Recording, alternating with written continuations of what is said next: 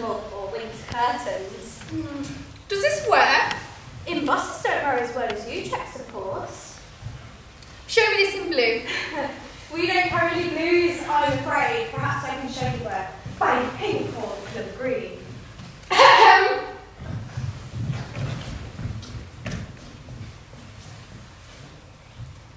Blue.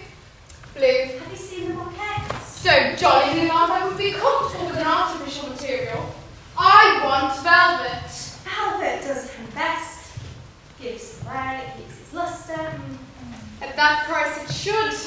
Your catalogue is full of interesting items. However, none of them are available in your shop. You offer only shoddy. How can you attract a discriminating and rewarding class of client? Look, your catalogue is blue. At the bottom of page 1321 in the right-hand column. All you see here is a banner that gets special order, Mrs. Bradley. Blue isn't asked for. There isn't a demand for it. Not at that price, Mrs. Tarlas. Oh, there wouldn't be. Well, I suppose it would be wholly optimistic of me to ask to see an example. I take it delivery's appalling. The supply is quite 2 weeks to the nearest railway station. Very reasonable, I think. If you could rely on it.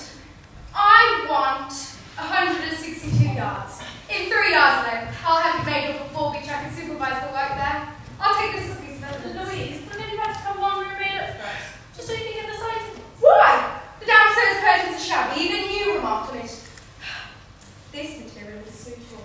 I've already enlarged my impression of this small piece into the entire scene, and I can tell you, it looks very well. I'll send a copy of the order to Park House, and you'll have your own reminder. I'm obliged. Now, gloves, what are you talking me on that one? Only what you saw last week, Mrs. Bradley. Ooh, I like these on you, Louise. They don't do anything. Jessica, please don't try and me into a purchase. You know it makes me cross. We have the military style coming now at 3 shillings. It says 6 3/4 in the cuff. Why can't I get into them? Perhaps if you tried a slender man's.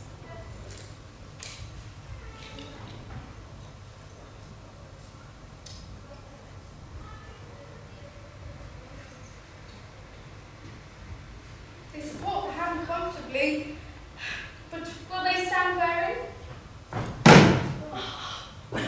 No, gone at the seams. There you are, given under the slightest emphasis. I'm an emphatic woman and I must have gloves that accommodate themselves to my character. I'm not having those. Thank heavens I found out in time. Now these are style. I can wear this. Yes. Top of the gun.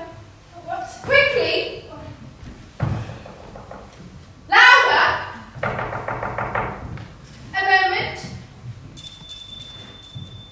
It is Mr. Carson. I'm Mrs. Bradley. How do you do? How do you do? Oh, it was a terrible tragedy. Colin was engaged to my niece. My companion was Jessica Tarlas. How do you do? Oh, terrible. I knew Colin well, and so courteous. I've always had a kind word, even for those in the background. The coroner's wife called to tell me the details after breakfast. You must feel low. You can imagine the state my poor niece is in. I've just been to your house. I tried to see her, but you told me to come back later. Please, treat my house as your home. I was very devoted to Colin. He was all in the future seeing your brightness.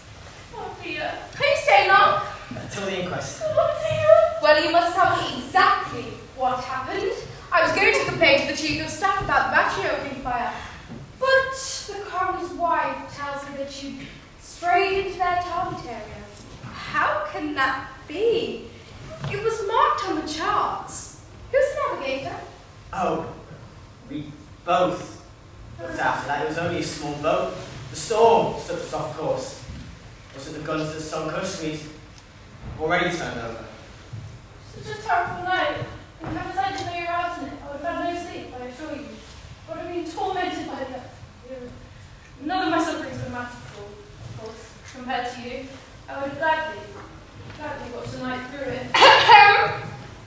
I shan't take these after all, Hatch. Send them back to the manufacturers and tell them that they are not up to the standard standard one is entitled to expect. Now, perhaps Mr. Carson and I will put to our house. Don't pony track that side. Will they find the bodies? This terrible scene, this terrible nothing. Everything is washed up. Our coast is known for it. You throw a handkerchief into the sea one day and pick it up the next. See, Mr. Evans is peculiar, but he knows the waters around here. He will tell you where anything will come out and when. Just you must walk round behind her. Oh. Come along.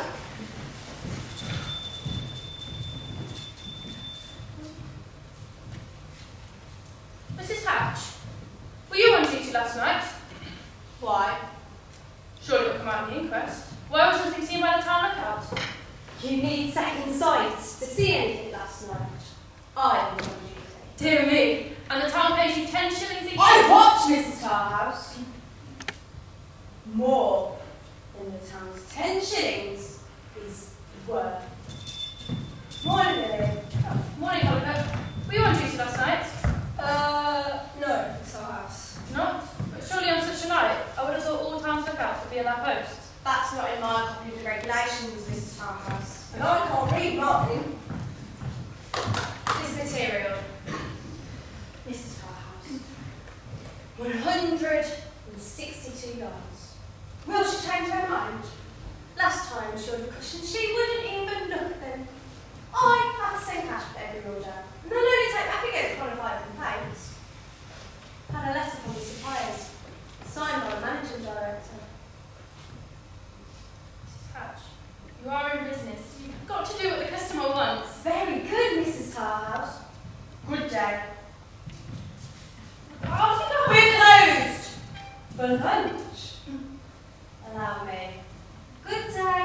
Much obliged.